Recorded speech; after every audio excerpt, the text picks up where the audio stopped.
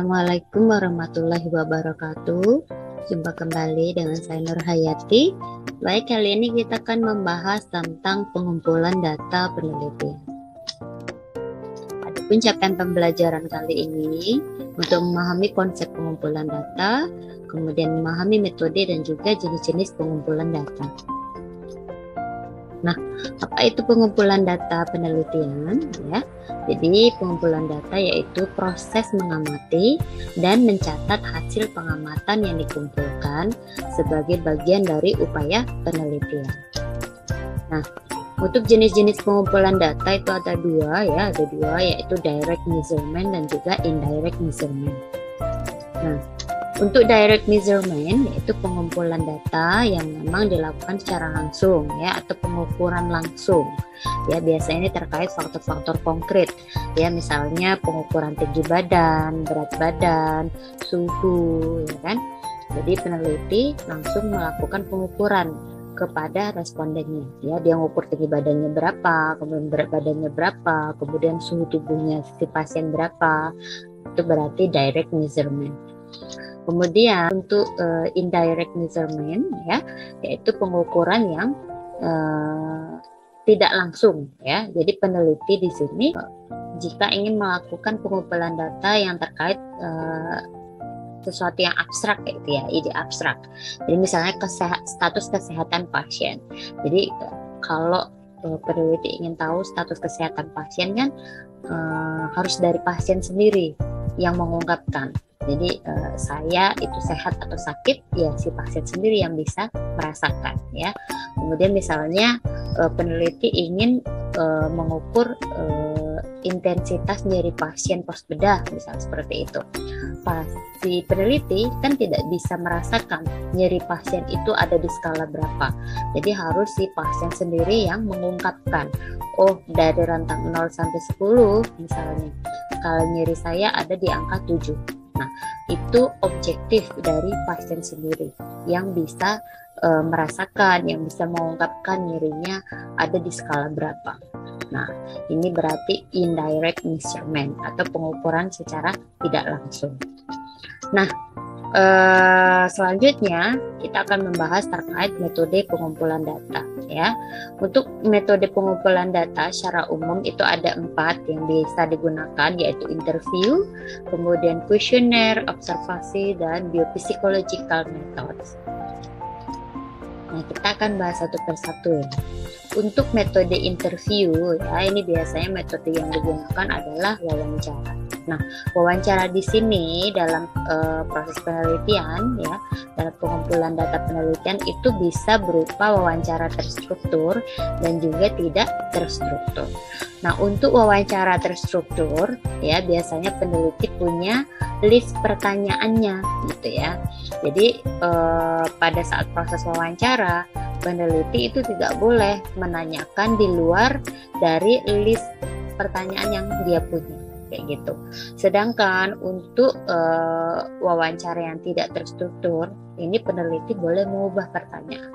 Jadi tergantung dari jawaban yang responden kasih Misalnya peneliti menanyakan terkait masalah A.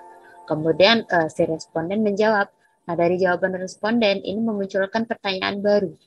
Nah, maka peneliti boleh menanyakan itu Jadi tidak ada list pertanyaan yang mengatur itu Kemudian apa sih keuntungan dan kekurangan dari metode interview Untuk kelebihannya biasanya tanggapannya dapat diperoleh dari berbagai subjek Kemudian tingkat responnya tinggi karena berhadapan langsung dengan respondennya. Kemudian sebagian besar data yang diperoleh dapat digunakan Tanggapan subjek lebih mendalam Jadi ini kelebihan dari interview Jadi peneliti bisa menggali lebih dalam informasi yang emang ingin diketahui Kemudian peneliti dapat mengamati perilaku verbal dan juga nonverbal dari si responden. Kemudian kekurangannya apa?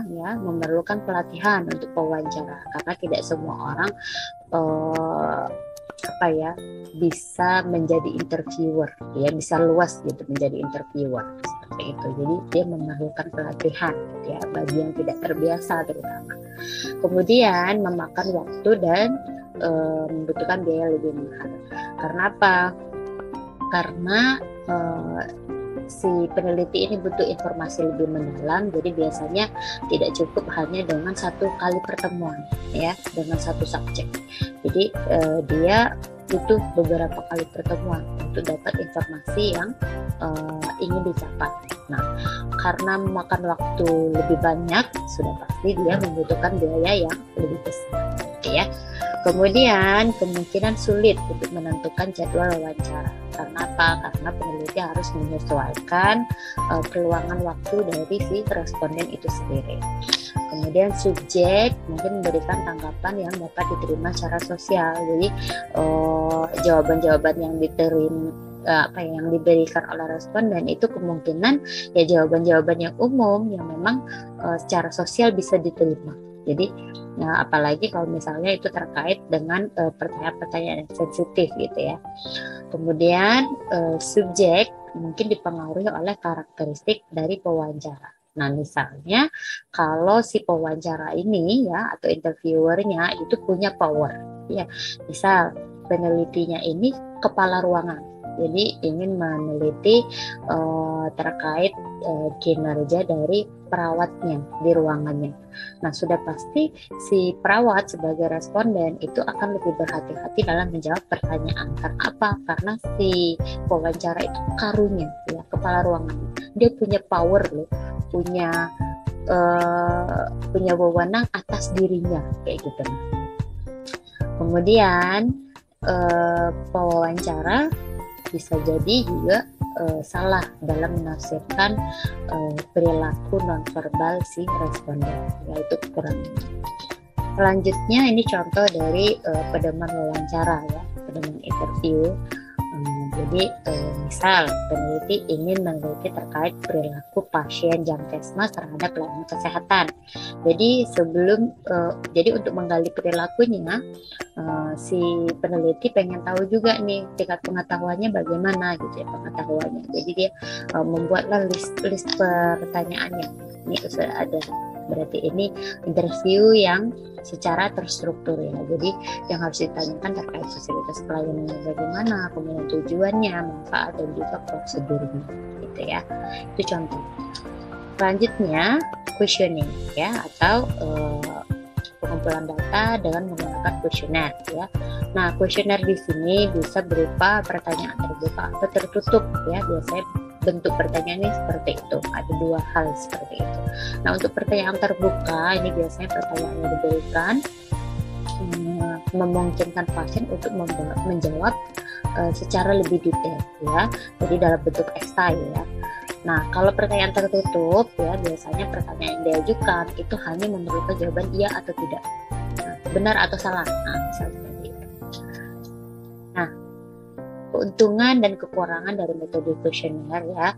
Kelebihannya yang pertama cepat dan murah ya. Karena dia hanya membutuhkan ya hanya di print aja gitu ya, terus difotokopi dan didistribusikan gitu ya.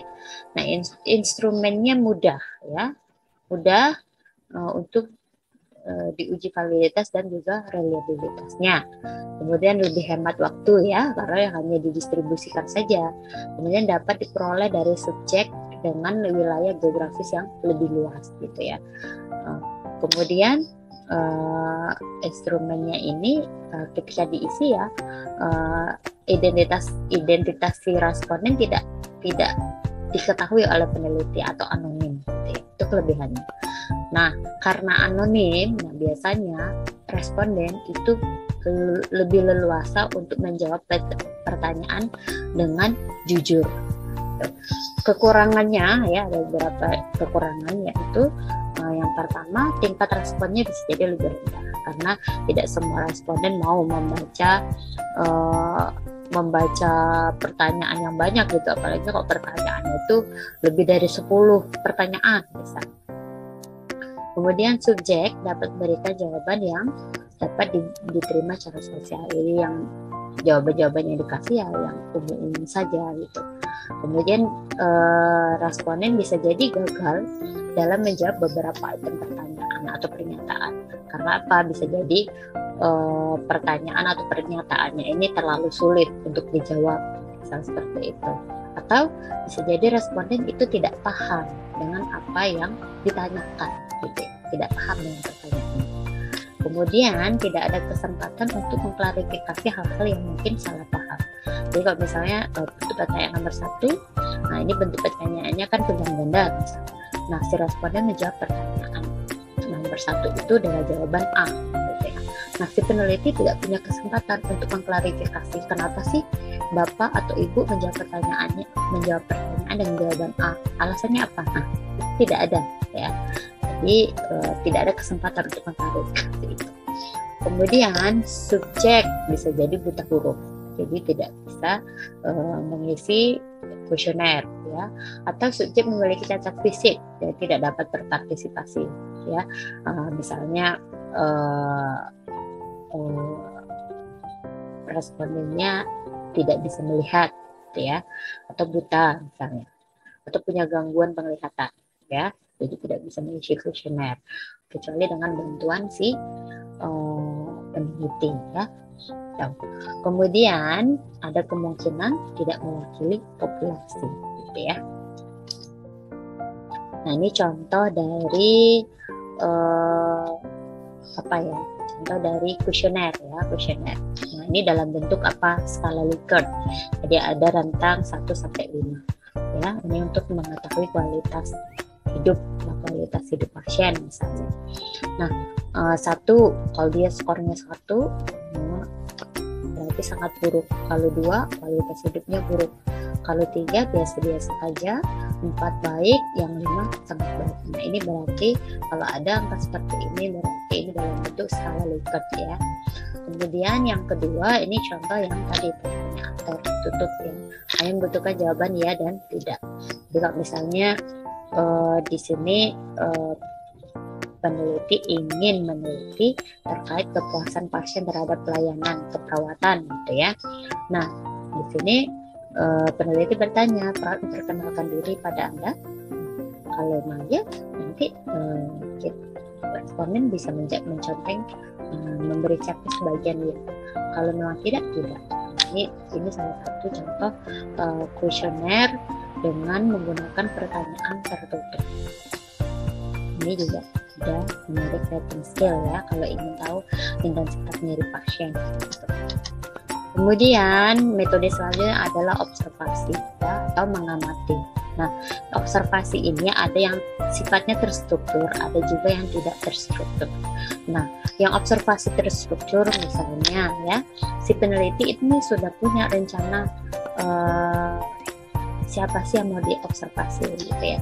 Kemudian di mana, kemudian kapan, dan juga bagaimana cara mengobservasi. Nah, berarti ini observasi secara terstruktur. Nah, kalau yang tidak terstruktur, misal contoh sederhananya kita sedang duduk di taman, kemudian ada satu orang lewat gitu kan, ada orang lewat di depan kita. Nah, kita amati tuh pakaiannya, dia pakai warna ini, dia pakai jenis pakaiannya ini ya, pakai gamis. Oh ternyata yang orang yang kedua, oh dia pakainya blus, pakai celana pendek seperti itu. Nah itu berarti observasi yang tidak terstruktur ya. Kemudian observasinya ini bisa juga dalam bentuk observasi partisipan ataupun non partisipan. Nah untuk observasi partisipan, nah, biasanya observer ini menjadi bagian dari observasi ya. Nah misal mengobservasi sesuatu dengan menggunakan checklist. Kemudian bisa juga dengan menggunakan CCTV ya, hasil rekaman CCTV. Itu juga termasuk dalam metode observasi. Nah, keuntungan dan kekurangan metode observasi ya. Untuk kelebihannya, informasinya lebih dalam ya dan bervariasi. Kemudian biasanya di sini hanya untuk mengumpulkan beberapa informasi yang memang dapat diamati, karena tidak semua objek itu dapat kita amati ya. Kemudian biayanya lebih murah. Untuk kekurangannya ya membuang-buang waktu karena kita hanya mengobservasi ya, jadi terkesan membuang-buang waktu. Kemudian informasinya tidak lengkap gitu ya, karena tidak semua bisa diobservasi. Kemudian bisa jadi terjadi bias observasi gitu, atau bias informasi ya dari yang kita observasi. Nah, contoh lembar observasi. Nah, ini peneliti ingin mengobservasi pelaksanaan identifikasi pasien ya, misalnya proses identifikasi pasiennya sesuai SOP tidak sih di rumah sakit ini, misal seperti itu. Nah, jadi si peneliti meneliti mengobservasi perawat nih, apakah perawatnya mengucapkan salam kepada pasien, misalnya seperti itu. Kalau memang dilaksanakan dicentang. Ya. Terus apakah perawatnya dia menyebutkan nama dan juga unit kerjanya dilaksanakan atau tidak. Nah, ini salah satu contoh lembar observasi ya dalam bentuk checklist. Kemudian ada juga nih lembar observasi yang seperti ini. Kalau misalnya di rumah sakit ya, terutama di rawat inap, pasien-pasien menjalani rawat inap sudah pasti ada lembar observasinya ya, terutama di ICU ya. Di tekanan darahnya berapa, misalnya tiap 2 jam dicek tuh di TV-nya. Jadi ada progresnya yang bisa diamati, tekanan darahnya. Kemudian nadinya berapa, suhu tubuhnya berapa, kayak gitu. Jadi nanti bisa dilihat tuh, oh ternyata suhu tubuhnya semakin naik nih, atau suhu tubuhnya semakin menurun nih. Gitu. Nah, yang terakhir yaitu biophysiological methods. Jadi di sini dengan menggunakan assessment ya. Assessment ini ada 2 bentuknya. Bisa jadi in vivo measurement atau juga in vitro measurement. Nah, contoh in vivo measurement, misal peneliti itu langsung melakukan pemeriksaan terhadap objeknya secara langsung tanpa perantara. Jadi misal pemeriksaan fisik, crack nggak sih di jalan napasnya? Maka peneliti langsung melakukan pemeriksaan fisik atau melalui pemeriksaan auskultasi seperti itu. Nah, itu berarti termasuk dalam in vivo measurement. Nah, kalau untuk in vitro measurement, jadi di sini peneliti hanya melihat hasil uji labnya, jadi tidak langsung ke pasien, tapi melihat hasil pemeriksaan lab. Itu berarti in vitro measurement ya. Nah, jadi untuk in vivo measurement bisa jadi ini istilahnya kayak menggunakan data primer ya. Nah, ini berupa data primer, jadi memang kita langsung ke pasien. Nah, untuk in vitro measurement ini bisa berupa data sekunder, jadi kita hanya melihat hasil lab dari pasien seperti itu. Nah, keuntungan dan kekurangan metode biopsychological method ya, yang pertama yaitu kelebihannya menggunakan peralatan khusus. Misal kalau kita pengen tahu tekanan darah pasien, sudah pasti kita harus menggunakan alat pengukur tekanan darah. Atau kita pengen tahu suhu tubuh pasien, sudah pasti kita harus menggunakan termometer. Misalnya seperti itu. Kemudian sangat handal dan valid. Nah, alat yang kita gunakan ini juga sudah pasti sudah teruji kehandalannya, gitu ya. Nah, kekurangannya apa? Dia membutuhkan biaya lebih mahal. Karena apa? Karena kita harus menyediakan alatnya, gitu ya. Kita harus beli alatnya, misalnya seperti itu. Kemudian dapat menghadapi masalah praktis, etis, medis, dan juga masalah teknis. Ya, kalau misalnya kita sebagai peneliti tidak bisa menggunakan alatnya karena tidak tahu cara penggunaannya seperti apa, nah itu bisa jadi kekurangan di sana. Kemudian alatnya error, misal, nah itu juga termasuk dari kekurangan karena ada masalah teknis, ya. Contoh tadi dari pengetahuan darah, berarti ini in vivo, kemudian ini untuk pemeriksaan lab, berarti ini dalam bentuk in vitro. Nah, ini referensi yang saya pakai. Mungkin cukup sekian materi hari ini, semoga bermanfaat. Assalamualaikum warahmatullahi wabarakatuh.